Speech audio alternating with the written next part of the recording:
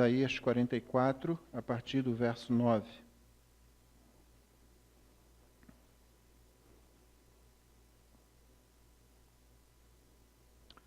Isaías capítulo 44, 9 diz assim, todos os artífices de imagens de escultura são nada, e as suas coisas preferidas são de nenhum préstimo. Eles mesmos são testemunhas de que elas nada veem, nem entendem, para que eles sejam confundidos. Quem formaria um Deus ou fundiria uma imagem de escultura que é de nenhum préstimo? Eis que todos os seus seguidores ficariam confundidos, pois os mesmos artífices não passam de homens. Ajuntem-se todos e se apresentem, espantem-se e sejam a uma envergonhados. O ferreiro faz o machado, trabalha nas brasas, forma um ídolo a martelo e forja-o com a força do seu braço. Ele tem fome, a sua força falta, não bebe água e desfalece. O artífice em madeira estende o cordel e com um lápis esboça uma imagem. Alisa-a com plaina, marca com o compasso e faz a semelhança e beleza de um homem que possa morar em uma casa. Um homem corta para si cedros, toma um cipreste ou um carvalho, fazendo escolha entre as árvores do bosque. Planta um pinheiro e a chuva o faz crescer. Tais árvores servem ao homem para queimar. Com parte de sua madeira se aquenta e coze o pão. E também faz um Deus e se prostra diante dele. Esculpe uma imagem e se ajoelha diante dela. Metade queima no fogo, e com ela coze a carne para comer. Assa e farta-se, também se aquenta e diz, já me aquento, contemplo a luz. Então do resto faz um Deus, uma imagem de escultura. Ajoelha-se diante dela, prostra-se e lhe dirige a sua oração, dizendo, livra-me, porque tu és o meu Deus. Nada sabem, nem entendem, porque se lhes grudaram os olhos para que não vejam, e seu coração já não pode entender. Nenhum deles cai em si, já não há conhecimento nem compreensão para dizer, metade queimei, cozi pão sobre as suas brasas, assei sobre elas a carne e a comi. E faria eu do resto uma abominação? Ajoelhar-me-ia eu diante de um pedaço de árvore? Tal homem se apacenta de cinza, o seu coração enganado o iludiu, de maneira que não pode livrar a sua alma nem dizer, não é mentira aquilo em que confio? Deus abençoe a leitura de sua palavra. A palavra de hoje, irmãos, sobre idolatria, você está vendo aqui, eu quero chamar a atenção dos irmãos para algumas coisas. A primeira coisa que você percebe quando lê o texto é a obviedade daquilo que o texto está falando. Basicamente, o profeta está o tempo todo perguntando, será que essa pessoa não vê isso que ela está fazendo? Básica pergunta que ele está fazendo aqui. Será que a pessoa envolvida nesse processo de formar um Deus, se ajoelhar finalmente diante dele, não percebe o que ela está fazendo? O que nos leva a pensar sobre o último versículo. Tal homem, o último versículo que lemos, verso 20, tal homem se apacenta de cinza, o seu coração enganado o iludiu, de maneira que não pode livrar a sua alma, nem dizer, não é mentira aquilo em que confio? Quando você fala do assunto idolatria, você necessariamente está falando do coração humano. E alguém com muita perspicácia observou que o coração humano é criado para adoração. Quando Deus fez o primeiro homem, quando Deus constituiu o primeiro casal, ele os colocou no ambiente que ele havia criado, e esse ser humano, os nossos primeiros pais, foram feitos com um coração voltado para Deus, um coração preparado para procurar Deus, um coração ansioso pela divindade. Ninguém que vem ao mundo depois deles, nenhum dos seus filhos, nenhum dos descendentes de Adão e Eva, vem ao mundo de forma diferente. Você e eu chegamos a esse mundo, nascemos aqui com um coração que é levado para adorar. E ele vai procurar alguma coisa para adorar.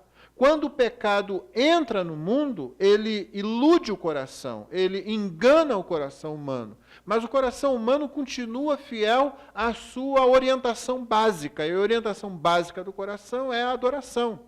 Só que agora ele está iludido, ele está enganado, ele não consegue enxergar o Criador. Então ele vai se voltar naturalmente para algum aspecto, para algum item, para algum ser dentro da criação. E isso é o que a gente chama de idolatria.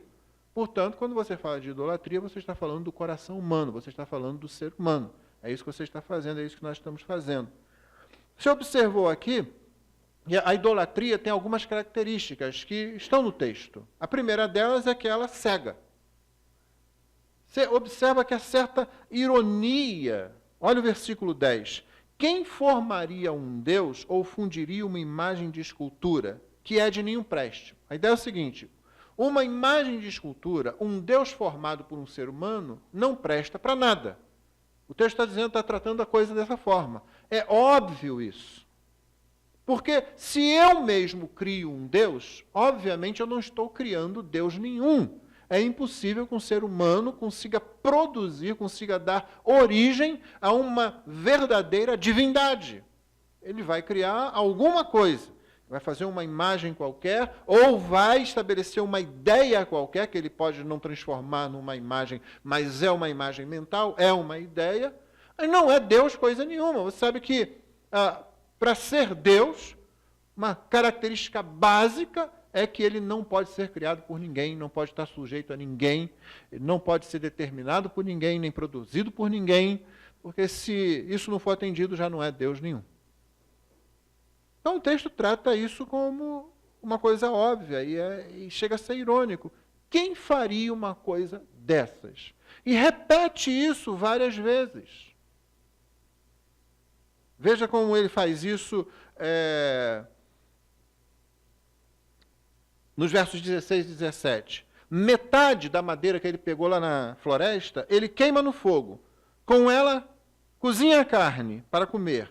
Ele assa essa carne e se farta dela. Se esquenta com aquele fogo que ele fez, e ele diz, eu já estou quentinho, eu já estou iluminado aqui. Então, do resto, faz um Deus, uma imagem de escultura. Ajoelha-se diante dela, prostra-se e lhe dirige a sua oração, dizendo, livra-me, porque tu és o meu Deus. É interessante quando você vê os artífices construindo o tabernáculo, lá no livro de Êxodo, ou quando você vê os artífices e construtores edificando, levantando o templo, na época de Salomão, nenhuma imagem representativa do Deus Criador está presente ali. Há símbolos de várias coisas, vários instrumentos, várias peças, vários móveis, assim como os rituais que acontecerão ali, apontam para aspectos do Criador e aspectos do Redentor. Mas nenhum deles, absolutamente, representa uma imagem qualquer e nenhuma semelhança há do Deus verdadeiro. Por duas razões básicas.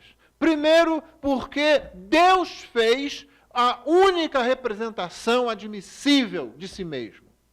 Deus fez a única semelhança admissível de si mesmo. Nós. O livro de Gênesis diz que Deus criou o homem à sua imagem conforme a sua semelhança. Duas coisas estão envolvidas aí, você deve se lembrar delas. A primeira é que o ser humano é criado com um caráter, com uma personalidade que reflete a personalidade de Deus. Por isso que nós somos capazes de pensar, de amar, de querer, de decidir.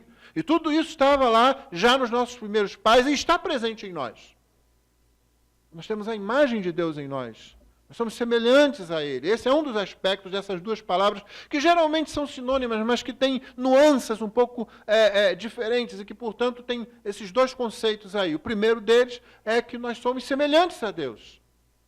Você é pessoa porque Deus é pessoa. Você ama porque Deus é capaz de amar. Você decide porque Deus é capaz de decidir. Você quer porque Deus tem vontade. O que Ele tem, muito do que Ele tem, Ele refletiu isso em nós, na nossa criação. A segunda coisa é que nós somos uma imagem dele.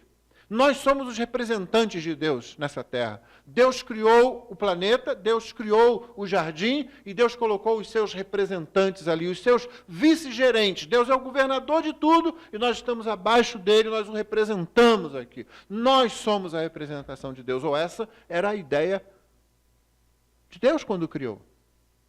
Então, nenhuma outra forma de imagem é admissível, nem mesmo necessária. Você vai dar glória a Deus e honrar a Deus quando você age de acordo com o caráter de Deus, representando-o nessa existência. Foi para isso que nós fomos criados. Nós sabemos que o pecado entrou no mundo, a queda aconteceu, e a imagem e a semelhança de Deus foram danificadas, não perdidas, mas danificadas. Mas você e eu ainda somos os vice-gerentes de Deus, somos responsáveis por isso aqui, e vamos dar contas disso aqui. Por isso não se espera que ninguém vá fazer uma imagem, já que Deus nunca fez imagem de si mesmo, e quando a imagem máxima de Deus, a perfeita expressão de Deus Pai, surgiu entre nós, ela surgiu pelo nascimento e na forma do ser humano que Deus havia criado, que foi o Senhor Jesus Cristo. É por isso que a gente quer dizer, você quer ver como é um ser humano de verdade? Olhe para o Senhor Jesus Cristo, a imagem do Deus invisível. Ele sim, de forma perfeita, é a representação de Deus, a semelhança de Deus e o representante de Deus aqui. Então, nenhuma imagem é necessária, nenhuma imagem vai cumprir o papel e ainda vai criar problemas. E por causa disso, o texto fica perguntando por que essa pessoa pega uma madeira com a qual, com parte dela, ele esquenta a comida, ele esquenta a casa, ele ilumina a casa, e com outra parte, ele faz um Deus, curva diante desse Deus e diz, olha, me livra, porque você é o meu Deus. Então, o livro apresenta, aliás, o texto apresenta essa ironia, quase num tom irônico, essa ideia da cegueira que a idolatria é. A pessoa não vê, é basicamente isso que o profeta está perguntando, a pessoa não vê. Essa é uma das características da idolatria. Uma outra característica da idolatria é que ela assume formas concretas. E quando eu falo formas concretas, eu não estou dizendo apenas formas físicas, mas formas concretas. Você pode não dar expressão física a uma ideia que você tem, mas ela é bem concreta para você. Na maior parte das vezes, nós falamos de idolatria quando você pensa em alguém, como aqui no texto, se curvando diante de uma imagem. Mas aquela imagem que aquela pessoa deu forma na madeira, na pedra, no metal, é uma projeção da ideia dela mesma, sempre. Mesmo que ela não projete isso na madeira, na pedra, no metal, a imagem está ali. A imagem diante da qual ela se curva está ali na mente dela. Porque o coração dela está procurando a quem adorar, ele vai continuar procurando. E se ele é incapaz de achar o Criador, ele vai se voltar para algum aspecto da criação. E a gente já aprendeu que o primeiro ídolo que você constrói é aquela imagem que você vê no espelho. Então, toda idolatria é uma projeção de você mesmo. E como eu disse, ela pode se dar, e geralmente é reconhecida por nós, quando ela se projeta no metal, na pedra, na madeira, como o texto aqui está dizendo. Essa é a forma mais explícita e também mais ridícula, justamente porque ela é bem explícita. É a mais ridícula. Por isso o texto ironiza. Como que você está fazendo isso? Quem faria uma coisa dessa? Quem é que se daria a esse trabalho? O texto continua dizendo assim, no versículo 12, o ferreiro faz o machado. Ele faz o machado que se usa para cortar a árvore, né? Para derrubar. Ele trabalha nas brasas para fazer esse machado. E aí ele forma um ídolo a martelo. Ele forja-o com a força do seu braço. Porque o texto está dizendo o seguinte, você não percebeu que esse Deus, essa divindade, essa projeção de divindade foi feita com a força do seu próprio braço? Ela não se forma, ela não é capaz de se representar a si mesma. O Deus verdadeiro, quando quis representar-se a si mesmo, criou um ser humano. Ele criou o ser humano. Ele não é criado, ele cria. E quando ele faz isso, ele não faz uma coisa tão tola, tão estúpida e tão ridícula quanto um objeto que nada faz.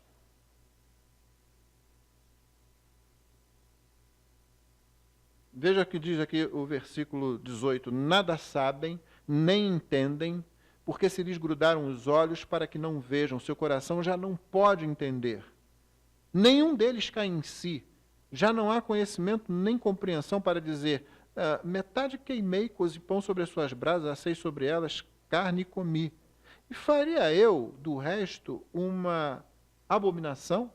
Ajoelhar-me-ia diante de um pedaço de árvore? Fui eu quem fez isso. Isso não pode ser maior do que eu. O Deus verdadeiro, quando quis fazer uma imagem de si mesmo, nos fez. E nós nos movemos, e nós pensamos, e nós criamos, como Ele faz também. Não exatamente como Ele faz. Ele é o Criador, nós somos a criatura. Mas você já percebeu como são fantásticas, maravilhosas as coisas que nós podemos fazer? Que poder nós podemos expressar? Quando, no fim da Segunda Guerra Mundial, 2 bombas atômicas explodiram, foi o primeiro uso militar delas, em Hiroshima e Nagasaki, no Japão, aquilo foi uma coisa terrível. Aquilo trouxe dor, trouxe angústia para muita gente, aquilo criou terror, não só sobre os japoneses, os inimigos de então, mas sobre todo mundo. Porque todo mundo percebeu, nós somos capazes de um alto poder de destruição, nós. E com quanto aquilo tenha sido terrível, e com quanto a gente possa condenar aquele ato, a verdade é que essa capacidade de reunir poder, de construir coisas tão poderosas assim, como também coisas tão inteligentes, seja para o mal ou para o bem, apresentam, expressam a imagem de Deus em nós. Decaída, não é? Atingida pelo pecado, mas aí está. E isso é o que Deus faz. O que nós fazemos quando queremos criar uma divindade qualquer? A gente projeta isso na mente, depois joga isso para algum tipo de material e sai lá um ser que não se move. O salmista diz, vão se tornar semelhantes a eles os que o adoram. Você constrói uma imagem, qualquer coisa, a que você dê forma física ou que você mantenha na sua mente, acho que nada faz. Não tem poder nenhum, não controla nada, não cria nada, não tem soberania, não tem glória nenhuma. Tudo é a gente que tem que fazer. É interessante que quando os sacerdotes vão finalmente inaugurar o templo que Salomão construiu, o que o verdadeiro Salomão construiu, naturalmente, né? Para que não haja confusão. A glória do Senhor enche o templo, e o que acontece? Todo mundo cai fora. Todo mundo tem que sair. Todo mundo sai do templo. Não é interessante isso? A nossa ideia de templo é que as pessoas venham para o templo, né? E ali, quando Deus resolve aprovar o que tinha sido construído de acordo com o modelo que ele deu a Davi, que Davi passou para Salomão, feito de acordo com o material que ele ordenou e tudo mais que ele tinha ordenado, ele resolve aprovar aquilo ali, a glória do Senhor desce, todo mundo é expulso dali. Não dá uma ideia de que Deus se basta? Ué, não quer auditório? Não quer plateia? Não quer. E ele se basta sim. Ele já se bastava antes da criação. Esse é o Deus verdadeiro. Ele não precisa de ter adoradores. Ele é digno de ser adorado. Ele é digno da nossa devoção. Nós não somos dignos de adorá-lo. A nossa adoração não contribui em nada para Deus. A nossa a adoração não faz Deus mais Deus. Não é como esses deuses gregos dos filmes mais recentes, que precisam da adoração, pelo menos nos tais filmes, para que eles possam continuar existindo, senão dá errado. Deus não precisa nada. Já aprendemos que quando Deus cria, não é por nenhuma necessidade. Na verdade, Deus cria porque graciosamente vai fazer com que um ser que é a imagem e semelhança dele, usufrua da mais maravilhosa coisa que existe, ele próprio. É bem diferente disso, não é? A idolatria é perigosa justamente porque ela toma contornos concretos. Deus criou a única imagem admissível de si mesmo. Nós, os seres humanos. Finalmente, outro problema da idolatria é que ela faz com que a gente se volte para a criação. Bom, você já ouviu isso, o coração ele vai procurando, ele vai continuar procurando, se ele não vê Deus, se volta para alguma coisa da criação. Mas o problema é que isso se fixa na nossa mente como um costume. Você tem um ídolo qualquer, você tem uma imagem qualquer que você se curva, a que você atende, ela é criada por você mesmo ou por outra pessoa igual a você. E você resolve aceitar aquilo. De repente, as coisas criadas podem se tornar ídolo com imensa facilidade. E é por isso que muitos líderes religiosos se tornam ídolos. Você pode falar até contra Alá, mas se você falar contra Maomé, é um problema. Você pode falar contra Jesus Cristo, mas se você falar contra um desses apóstolos que anda por aí, esses falsos apóstolos, tente fazer isso. Eu já passei por essa experiência. Um adepto aí de alguma igreja, você fala contra o sujeito, mesmo que você fale educadamente, a pessoa já se arma. Não. Pode falar do santo. Quando um deles tentava contrabandear dinheiro para um outro país e foi preso, muita gente ficou do lado do camarada, muitos dos seus seguidores, apesar do erro. Fica muito mais fácil a idolatria. Mas ela não está só no campo religioso. O meu cônjuge pode se tornar meu ídolo com muita facilidade. O meu filho pode se tornar meu ídolo com muita facilidade. O problema da idolatria é que ela aponta seu olhar, ela dirige o olhar do seu coração para as coisas criadas, para a criação. Ela acostuma você com isso. Você ouviu hoje de manhã, nosso irmão estava aqui dando testemunho sobre como é lá em Moçambique, a situação, como acontece lá, e como acontece em muitos países africanos, e você viu que é possível de haver um sincretismo tal, aonde no mesmo púlpito está o pastor, está o curandeiro, está o feiticeiro. Fazendo exatamente o que o texto diz aqui, para não fazer o que o texto condena, o que o texto chama de ridículo. Porque o nosso olhar fica voltado para as coisas criadas. Mas não é só nesse campo de relacionamento com pessoas, não. Nós estudamos aqui há algum tempo sobre o jejum, você se lembra? Uma das coisas boas que o jejum faz é mostrar para mim e para você o quanto nós somos dependentes de uma tela. O quanto uma tela tem controlado a nossa vida. Um computador, um tablet, um celular, nós precisamos daquilo. Nós quase que não percebemos mais a nossa identidade se a gente não tiver com aquilo na frente. Nós ficamos prisioneiros de certos artefatos tecnológicos, da tecnologia em si.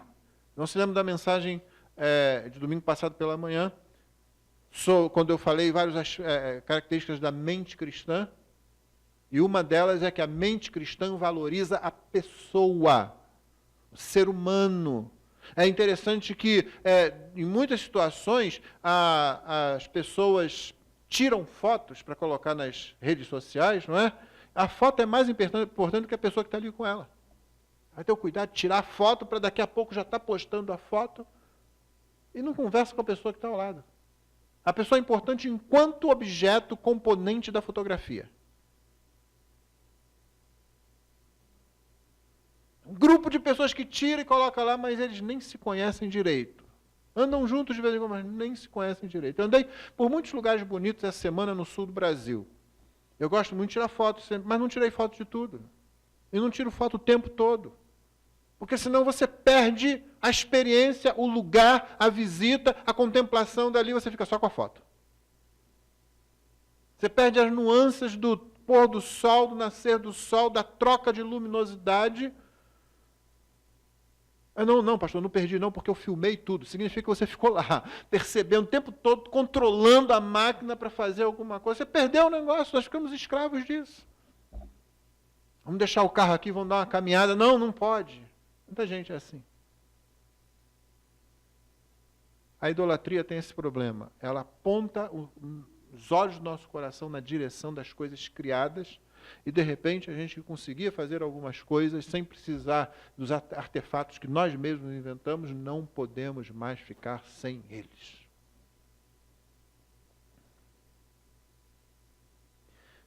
Então, quando nós nos voltamos para o texto agora, assim, você viu, o texto apresenta uma pessoa que está cega, um coração que foi iludido.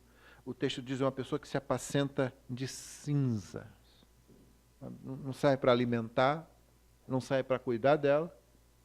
E o pior, é ela mesma que está se apacentando. É uma coisa autorreflexiva, ela que está fazendo aquilo. Nós podemos fazer isso também dentro da igreja. Quantas pessoas você conhece que... Né, o irmão Sandro, hoje de manhã, citou, né, um dos alunos lá. É interessante aquilo, né, que falou, aquele irmão ali, ele é brigão, né, não pode ver que ele já quer... Ele é calvinista, então ele se define como calvinista, se você disser qualquer outra coisa, já vai lá Tem um lado bom disso, lá da pessoa que vai confrontar, lá da pessoa que vai fazer pensar, quando o objetivo dela é o outro. E se o objetivo dela for só estabelecer que o outro está errado, pura e simplesmente, na doutrina, ela perdeu de vista e tornou a doutrina um ídolo. Sua doutrina correta, bíblica, que eu me esforço para você conhecer, que eu incentivo você a se firmar nela, a se aprofundar nela, pode se tornar um ídolo para você.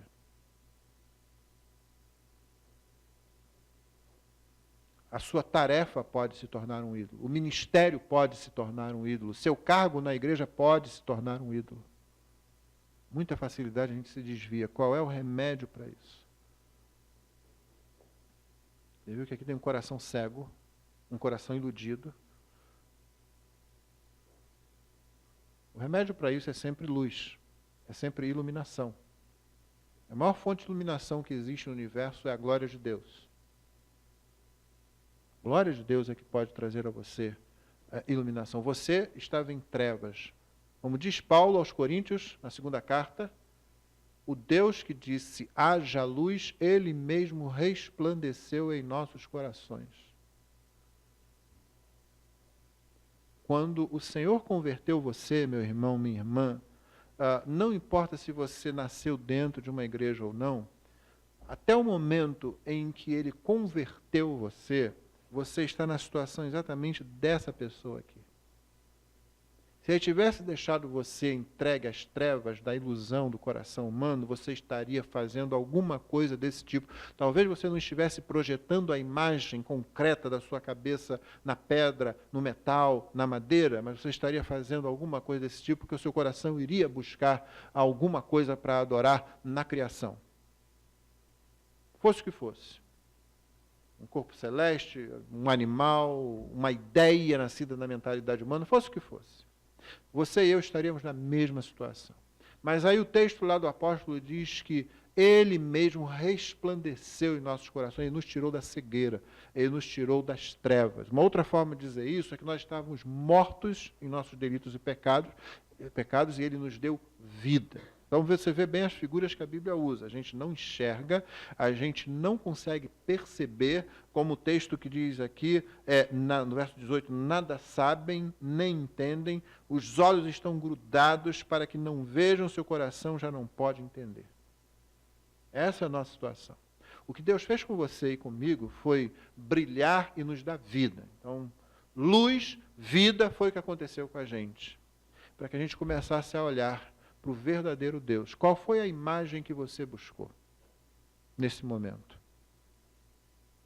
A única imagem que foi apresentada a você foi a imagem de um ser humano, o Senhor Jesus Cristo. E não uma imagem específica, porque ninguém tem um retrato de Jesus.